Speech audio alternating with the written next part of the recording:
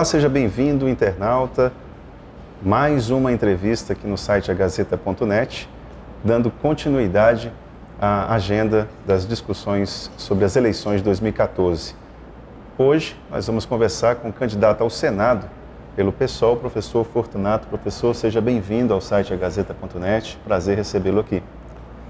Eu aqui agradeço você, agradeço ao site pelo convite e agradeço aos internautas que estão aí lhe acompanhando, o pessoal de casa. Obrigado pela oportunidade. Professor, o senhor é candidato ao Senado, pretende ocupar uma cadeira, uma das cadeiras mais cobiçadas do parlamento. Por quê? Olha, eu quero ajudar a mudar o Brasil, assim como você, jovem que nem eu, com muitas pessoas que estão me assistindo, não só pela questão da idade em si, né, o jovem, mas esse espírito renovador, né? Ajudar a mudar o Brasil e ajudar a melhorar muito o Acre, né? E ajudar a mudar o Brasil, ajudar a melhorar o Acre significa mudar representatividade. Representatividade de mudança também é uma representatividade da essência política no Congresso Nacional. Eu vejo que aquela casa hoje, como você também vê e muitas pessoas veem, aquela casa trata muito da política mercantilista, quando os seres humanos hoje ficam para segundo ou terceiro plano, né? Você vê aí as discussões em torno de privatização de empresas, de concessões de petróleo, de concessões de florestas públicas, quando na verdade as pessoas lá nos bairros estão passando muita necessidade. Que alternativas o senhor propõe dentro do programa do PSOL? Que alternativas que são propostas quando o senhor chega numa comunidade? O que o senhor fala para combater essa mercantilização da política que vocês chamam? Olha, a mercantilização da política é justamente isso que eu estou falando para você. Nós temos que ter como prioridade as pessoas, né? Nós não podemos estar a serviço do mercado. O mercado é que tem que estar a nosso serviço. Por exemplo, privatizar uma empresa pública significa que você está pensando no lucro simplesmente do dinheiro, você não está pensando no lucro social que a empresa pública proporciona. E quando a empresa pública ela é deficitária, ela é cara para o cidadão manter, o que fazer? Mas quando ela é cara para o cidadão manter, nós temos outros mecanismos, nós temos que mudar a gestão, né? Porque, consequentemente, a gestão é que é deficitária, não é a empresa por si só, né? Porque a empresa, como eu estou falando para você, ela tem um lucro social. Não é o que ela ganha, mas é o que ela proporciona para a sociedade. Do ponto de vista, digamos, numa comunidade, o que é que nós estamos proporcionando e levando para a comunidade hoje no sentido da inclusão social, no sentido da participação das pessoas, no sentido da educação? Nós estamos trabalhando uma ideia no estado do Acre, queremos levar esse debate para o Congresso Nacional, que é criar uns centros integrados de esporte e cultura. Eu tenho dito para as pessoas que nós estamos vivendo em guetos. Porque se você conhece bem a cidade, como eu aqui em Rio Branco, eu vou falar um pouco mais de Rio Branco, onde nós vivemos aqui. Nós andamos na área do Belo Jardim, nós não temos áreas de lazer, nós não temos áreas de esporte, nós não temos áreas de integração social. Quero levar esse debate para o Congresso Nacional para nós implementarmos o Centro de Esporte e Cultura, que será um grande projeto para ser instalado nas comunidades, onde vai incluir milhares de pessoas no Brasil, vai dar oportunidade para as pessoas que trabalham com esporte, com educação, combatendo a questão da violência nos bairros e permitindo que as pessoas, os pais, possam trabalhar, procurar trabalho e as crianças ficarem amparadas com profissionais. Um plano efetivo de segurança pública hoje, ele não pode renunciar às experiências silenciosas das pessoas que trabalham nos bairros, os professores de escolinha de futebol, o trabalho das igrejas que fazem um trabalho familiar significativo, o trabalho das ONGs voltado para a oportunidade de geração de emprego e de renda, aquele camarada que leva aquela sacolinha de futebol para a beira do campo, os campinhos de pelada que ainda existem nos bairros. Um plano efetivo de segurança pública, ele tem que ter a participação da sociedade e ele não pode excluir essas pessoas que fazem um trabalho significativo de inclusão social. Existe um Plano Nacional de Segurança Pública efetivado em 2007, mas ele reforça apenas as relações institucionais. Mas ele traz também essa ideia entre relação entre cidadania e esporte, Isso. não? Pois é, ele traz a ideia, mas ele não é efetivamente, porque o cidadão lá no bairro não participa. Eu não participo.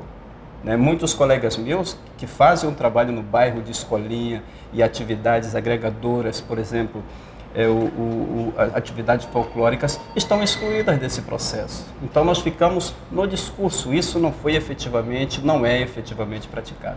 E nós queremos que isso funcione. Funcione como?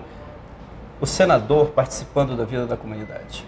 Professor, em relação às questões focadas na economia, que mudanças que o pessoal, o senhor como representante, possível representante do pessoal no Senado, pretende tratar especificamente sobre economia, desenvolvimento, crescimento econômico e Amazônia? Olha, nós temos hoje no plano nacional, o Brasil ainda não rompeu com o seu passado colonial. Você como estudante de economia sabe disso. O que é que nós exportamos mais hoje no Brasil? Nós exportamos soja, grãos de soja, minérios de ferro, né? As empresas que se instalam no Brasil, as multinacionais industriais, são empresas que vêm explorar mão de obra barata, de olho no nosso mercado. Nós temos que nos voltar para um fortalecimento da nossa economia interna, mas para isso nós precisamos investir na educação de boa qualidade do povo brasileiro, garantir 10% do PIB para a educação, dar preferência para uma universidade pública e gratuita para todos, pegar esses 7 bilhões que estão indo para a universidade privada através do FIES e investir na qualidade da educação pública. Mas especificamente para o Acre. O Acre nesse cenário, o senhor está fazendo uma leitura correta a respeito do Brasil, mas especificamente do Acre. Já não há esse esforço de ampliação da base produtiva, de fomentar o desenvolvimento das nossas regionais? Olha, eu acredito que há sim uma certa vontade, mas não é prioridade. Quando nós elegemos prioridades, nós, digamos, nos fortalecemos muito mais, né? Hoje, você que acompanha bem, que é um jornalista, você pode constatar que as nossas estradas, que nós conhecemos aqui como ramais, ficam intrafegáveis a maioria do ano, digamos, né? E isso causa prejuízo em quê? Na nossa economia. Eu tenho visitado ramais sempre e ando sempre por aí. Eu acredito que hoje nós temos que ter um estudo mais claro com relação a isso, mas nós perdemos em torno de 60% da nossa produção, dos pequenos produtores. Fundamentado em que o senhor está falando desse número? Eu calculo, porque você vai no ramal, eu não tenho nenhum estudo com relação a isso, mas eu gostaria muito que alguém pudesse nos apresentar. Porque você vai no ramal, o produtor diz assim: professor, eu não pude levar esse ano minha produção para a cidade, eu pude levar um pouco, né? E o meu bananal, infelizmente, eu tive que cortar e derrubar e estragou minha produção, certo? Então, nós ainda temos muitas necessidades, então nós temos que dar prioridade em alguns aspectos econômicos. E você sabe que um campo forte nos proporciona um estado rico. Um campo fraco é um estado pobre. Nós sabemos dessa base econômica que ela tem que ser fortalecida. Para quê? Para que esses produtos, esses artigos possam serem transformados, agregar valor, gerar emprego e renda. E aí essa nossa estrada, essa nossa ponte sobre o Rio Madeira, que eu vou lutar muito para que isso aconteça, ela tem que ser uma via de ida e de volta de artigos. Nós não podemos estar aqui simplesmente recebendo produto de outros estados. Nós temos que estar vendendo também. O nosso couro, ele tem que ser trabalhado aqui, confeccionado bolsa, sapatos, chinelas, entre outros produtos. A nossa madeira tem que ser trabalhada aqui. Nós temos que incentivar muito a produção de móveis e de casas compactadas para nós fazermos um intercâmbio comercial com outros países, com outro estado. Nós temos que romper com esse nosso passado colonial de exportar produtos primários. Nós temos que investir em ciência e tecnologia, nós temos que apostar na capacidade inventiva e criativa que existe dentro das universidades. Mas isso se efetiva através de prioridades e de uma atuação forte no Congresso Nacional e que se preocupe com o povo. Essa é uma verdade. Para finalizar a nossa conversa, o senhor teceu aí rudimentos a respeito da questão da exploração do petróleo. Nós estamos aí num processo para ver se a gente consegue efetivamente lucrar com isso. O senhor apoia ou o senhor critica, o senhor, de certa forma, trabalha contra a instalação dessa unidade da Petrobras aqui no Acre? Que reflexão que o senhor faz a respeito disso? Eu gostaria muito que nós pudéssemos explorar petróleo no Acre e tivéssemos, por exemplo, refinaria no Acre, que pudesse gerar emprego e renda aqui no Acre, que nós tivéssemos mão de obra aqui no Acre, né? E que isso pudesse ficar aqui no Acre. O grande problema hoje é que são os grupos econômicos estrangeiros, o que está acontecendo hoje com o nosso petróleo, que se instalam e levam essa riqueza para gerar emprego em outros locais. É como a madeira, por exemplo, né? Nós temos hoje florestas nacionais que estão sendo concessionadas, e aqui no Acre nós temos também que está no processo de concessão, e essa madeira vai gerar emprego e renda em outros países. Esse é o grande debate que tem que ser feito. Não que eu seja contra a exploração do petróleo de maneira nenhuma. O que eu tenho que apostar é numa economia voltada para atender prioritariamente as pessoas que vivem na região. Agora, explorar os recursos naturais, nós temos que ter respeito também com os limites da natureza, né?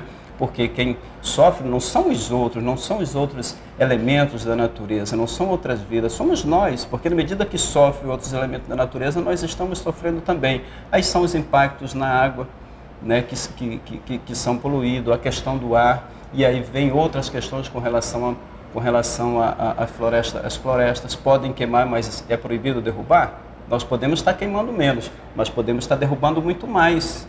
Então, esse debate nós temos que aprofundar para que nós não possamos ficar na superficialidade e nem de maneira genérica, né? Eu sou contra o desmatamento. Mas qual desmatamento? Se você é a favor de uma concessão em que empresas estrangeiras, inclusive, vêm explorar uma madeira e, digamos, se apropriar da nossa riqueza. Professor, gostaria de agradecer a sua participação aqui no site Gazeta.net. Dedico boa sorte nessa campanha. Olha, eu quero agradecer muito, quero mandar um abraço para o nosso majoritário Antônio Rocha, que é o nosso candidato ao governo. Peço que as pessoas analisem com critérios a escolha do candidato ao Senado, o candidato ao governo e o candidato a presidente, que o nosso partido é Luciana Genro. E eu quero, no dia 5 de outubro, colaborar muito para que as pessoas se sintam seguras para escolher o seu representante no Congresso Nacional. Se for nós, eu quero ressaltar que o nosso número é 500 para os colegas e os eleitores que optarem e votarem em nós. Obrigado. Obrigado mais uma vez.